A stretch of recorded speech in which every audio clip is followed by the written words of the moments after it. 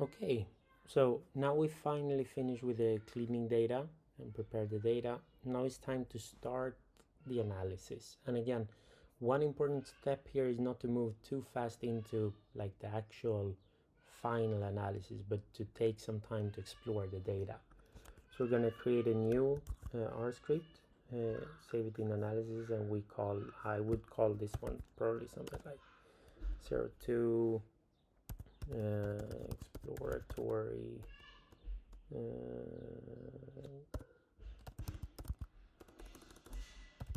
data, or just exploratory analysis.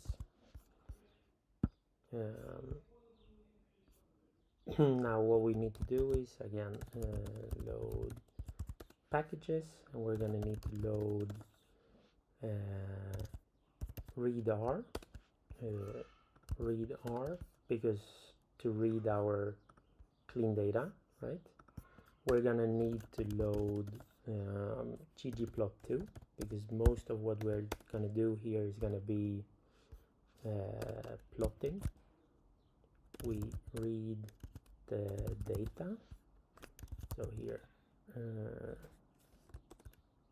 we can say, I would maybe call this daily data, read CSV, and then our data is in the data folder, and then daily data.csv. Okay, so here now we read our data. We have it as we looked at it before, and now we could start to look. So we could, first things first, we could maybe start with the wellness data, I would say. So something like explore wellness data. Then the easiest thing here is just to start. We take the daily data. We know that it's always going to be like ggplot, the aesthetics, which do we want on our x-axis. Most of the cases here, my guess is that on the x-axis we're going to want the date, right? So we make the analysis like day by day in over time, and then we could start here with one of the indices. So let's do SRS's recovery. So SRSS recovery on the y-axis, let's say. We run this and we see that we get the scales, but here we then need to add some kind, so we could do like a geom col, which is a column. So here we see from 0, this one goes up to 20. Then you could see another way could maybe be to do geom point. Okay, this didn't really help. We could maybe try a geom line, see how that looks. Then you get like lines. Here's dates that is not recorded, that's why it jumps in them. But we could maybe try to stick with the geom col, right? A couple of things we could do here directly, I would say, is or this way, maybe we want to have like a marker for when it's training days. So here then we could see, do we have that data by itself? We have did training, job 9, and then we have some missing here, which is the days where we have training data, but we don't have questionnaire answers, right? We don't have any questionnaire. So okay, this one did training is probably not a good one because we have some missing here, but we could maybe say is a training day, we could define that as any day that the training mean is more than 0, right? So then we could do here, we could say that we want the color to be or you know what we could do. In this case, what we should do is actually go back into the clean data, restart, Command Shift 0, Control restart R. So we start from the beginning. Now we fix with the cleaning data here. We're going to go all the way down to the where we create the clean data, right? So we have the join data. Now we said that we wanted to we want to create maybe a variable that could be training day, right? This one is going to be pretty similar to the is going to be similar here to the training, but since for if there are days that we don't have the questionnaire data and there is training recorded, we want to make sure to include those ones. So we do training day is a training day when training min is larger than 0. So if we run this and now look at the clean data, you will see that here in the end we have training day true or missing, because when there wasn't any, you see that we have training minute is missing. It's not 0, it's missing. So what we could do here, if we want to have just true and false, for example, is to say training day, then we could do replace NA, like if there is a missing value, replace it with. So we take the training day column, and if it's missing, we want it to say false.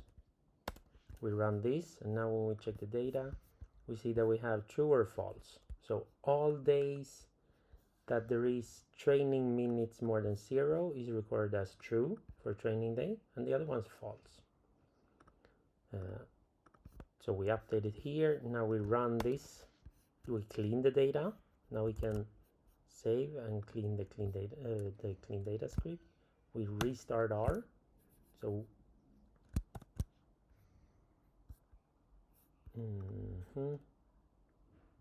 then let's check what is missing here. Restart R. You know what? I've missed a setting here in our studio. So I go to I'm gonna go here to preferences. I'm just gonna check what is this one. Should be never.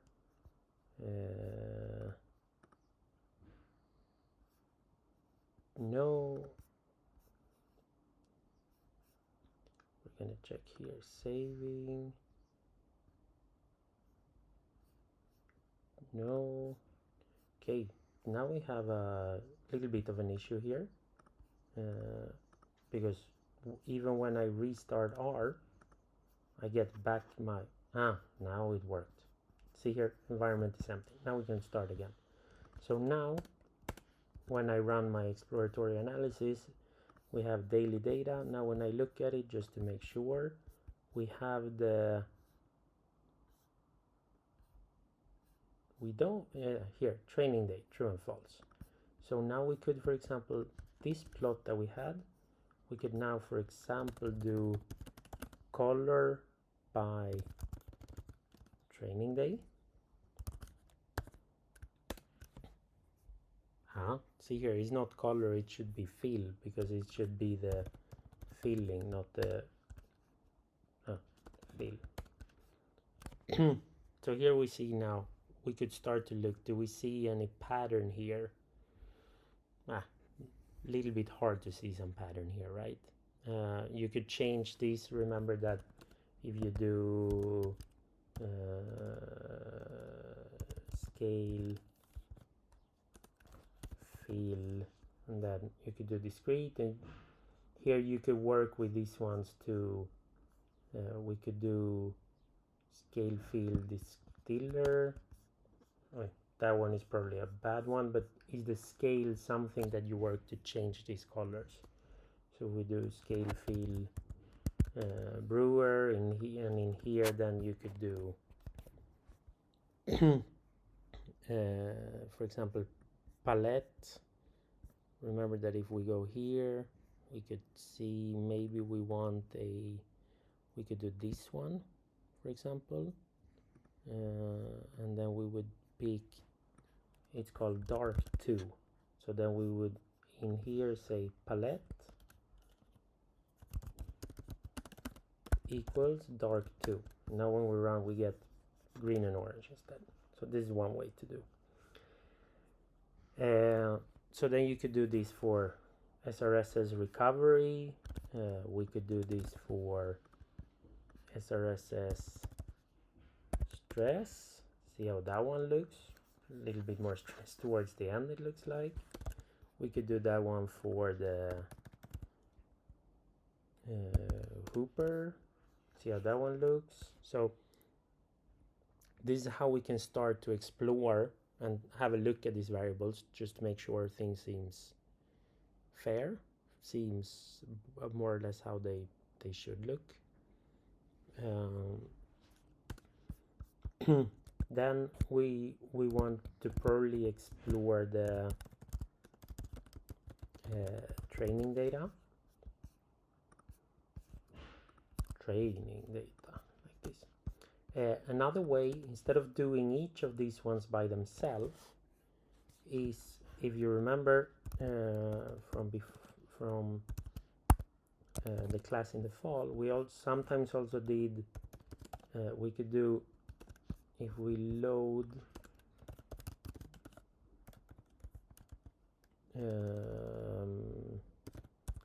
tidyr library tidyr, we could pivot longer to take all the different, to make one figure with all the measures we're interested in. So for that we first need to put them on distinct rows, and if you remember, if you go back to the R for Data Science book that we used in the information management class, you will find this and better explained. So here we want to take the columns that we want to take. We can have a look at the daily data. We could say that we want, if we take the heart rate data now, the training data, so we might be interested in checking training mean, right? We could do training trim, maybe the training trim per minute for intensity. Then maybe we want to do the RPE and the session RPE, right? This is basically what we have of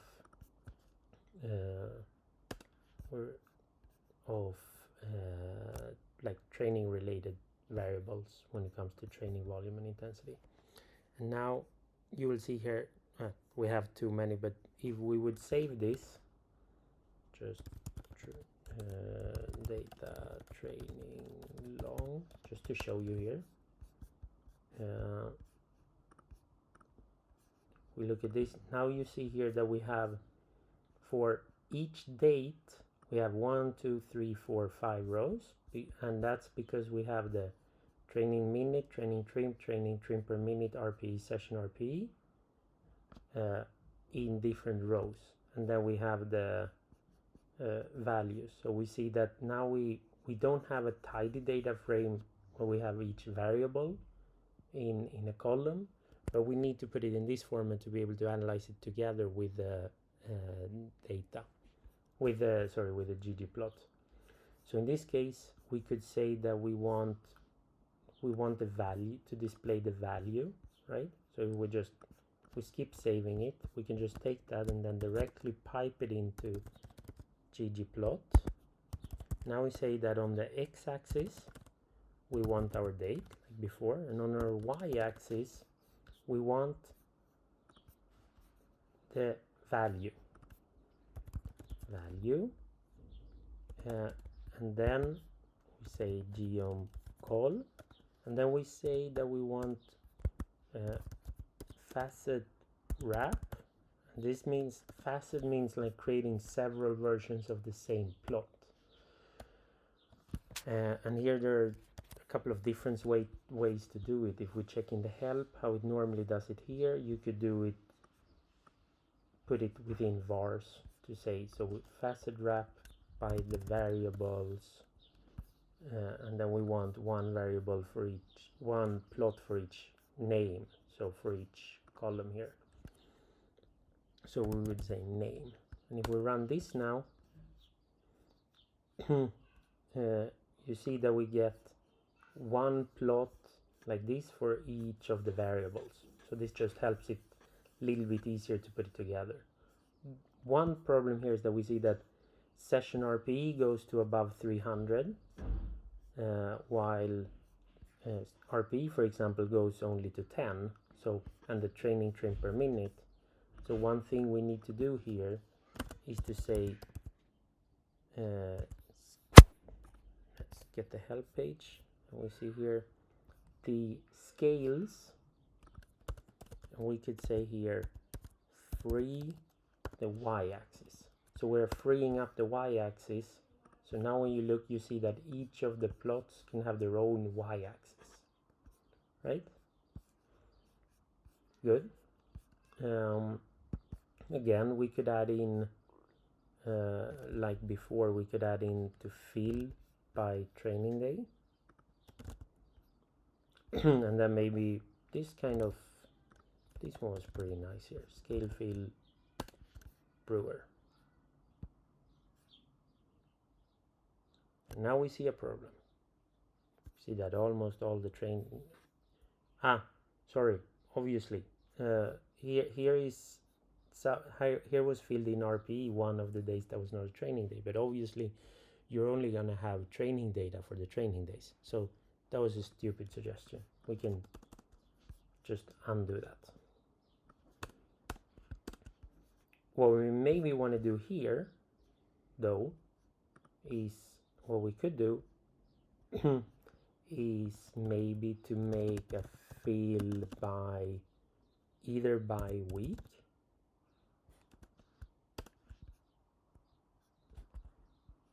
and again we could try the same, just makes it a little bit easier to we can do that, and then we could do maybe like we could do theme black and white just to get a little bit nicer background, or you could do theme minimal. This looks, so here then you get it with one color for each week, just to see a little bit if we can see, for example, we should see some difference in the trim, which we seem to do, at least the first 2 weeks are lower. Training minutes, here we have a problem with this 90. This was the observation we had where that was the wrong Excel file, if you remember. So this one is gonna be wrong, but just to show you a little bit how we can work with this. We could probably also try like sorry, in this case maybe this date we actually want to exclude it for now when we do the analysis. So then we could check here at the training day, or we could do the, sorry, we check the training minutes, and this one was the one that was wrong, right? Because we don't have any training trim. The 92 minutes was the heart rate variability data. So we could just say that the 19th of May we want to exclude. So directly here when we read, we could say library dplyr to be able to filter, and then we say filter out, and we want to keep all the ones where date is not equal to, as a date, the 19th of May. If we run this now, And now when we run the analysis, we don't have that one in.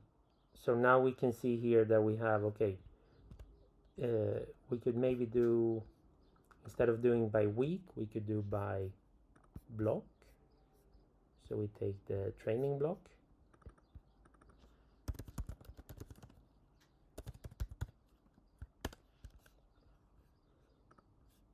And now you can see here, for example, that we have session RP. Session RP is lower the first week, the first 2 weeks, the first block, and then it goes, then it's higher, and here is higher.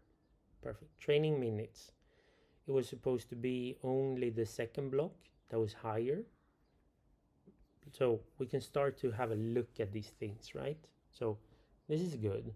Now we're gonna move on because we actually want to check a little bit more formal, right? Do we actually match what we want here? So what we can do now is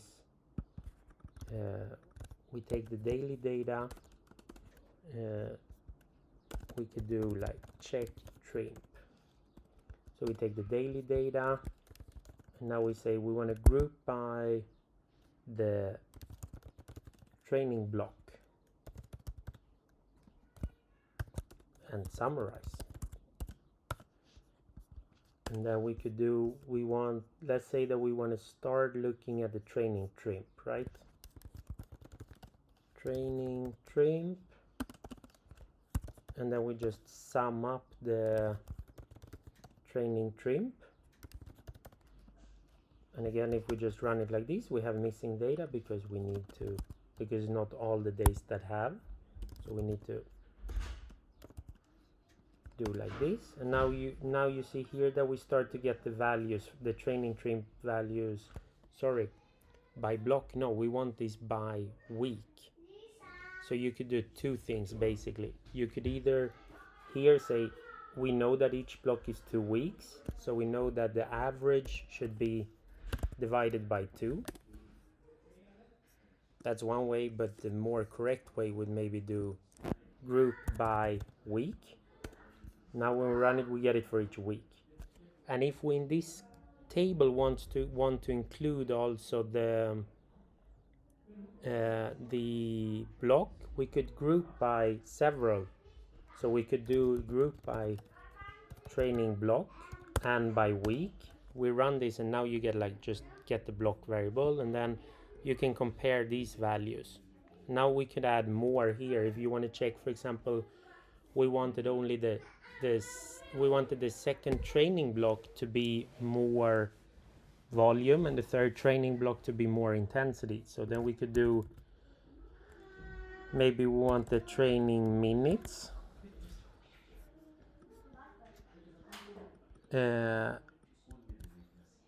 Så där, då gör vi så och så, eller här.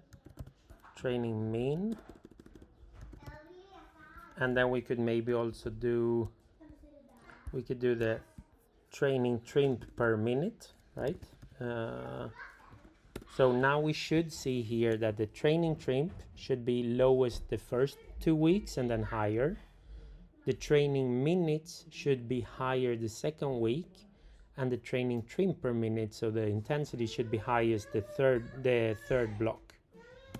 We check this and we can just, okay, 340, then it goes up to 390, 380. Here's a week lower.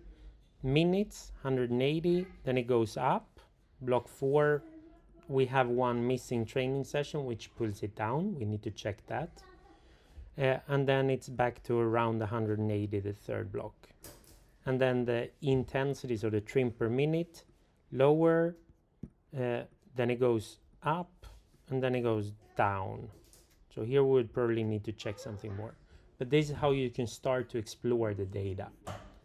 Next week we're going to look more in doing more like final analysis of this. But play around with plotting and summarizing these things this way to get a feeling for the data and see what you can do. One more thing that you can start to do also is to explore relationship.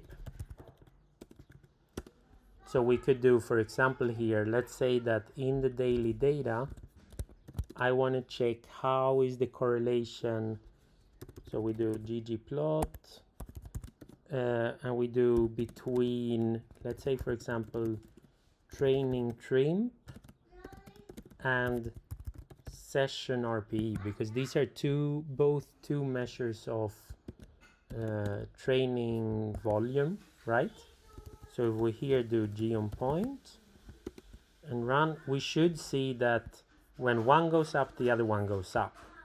And here you can also get, if you do like a g smooth and run, you should see this doesn't look like a super strong relationship. So there is some different information in the trim and the session RPE. But here you can start to explore these kind of which correlations or which relationships should make sense to check. We could check like what is the relationship between training trim and, let's say, Hooper. Not any relationship here, but here we have the problem. The problem here is that we are saying what is the relationship between the training volume and Hooper the same day. Maybe we want to check what is the relationship with the Hooper with the wellness scales the day after. So then we need to do one way here is we can use lead and lag. So we could do daily data, and then we mutate, and then we say that if we just do Hooper 2, just to show you what is happening here, then we can say that we want either the lag, find the previous lag, no, the next. So we want one day to get the training data from one day, a relationship with the Hooper the next day. We would do lead of Hooper. So if we just look at this data now, you will see that we have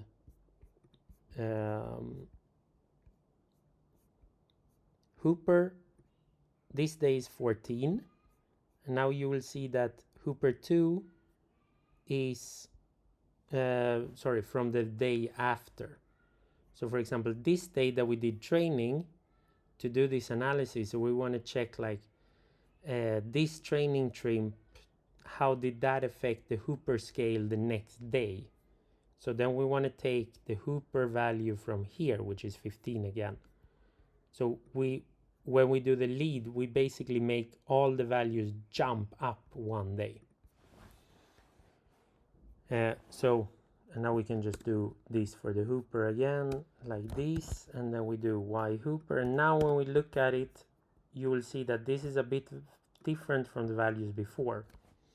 We maybe start to see, not really, but this is how you start to look at the relationship between variables, which is also important to check for you.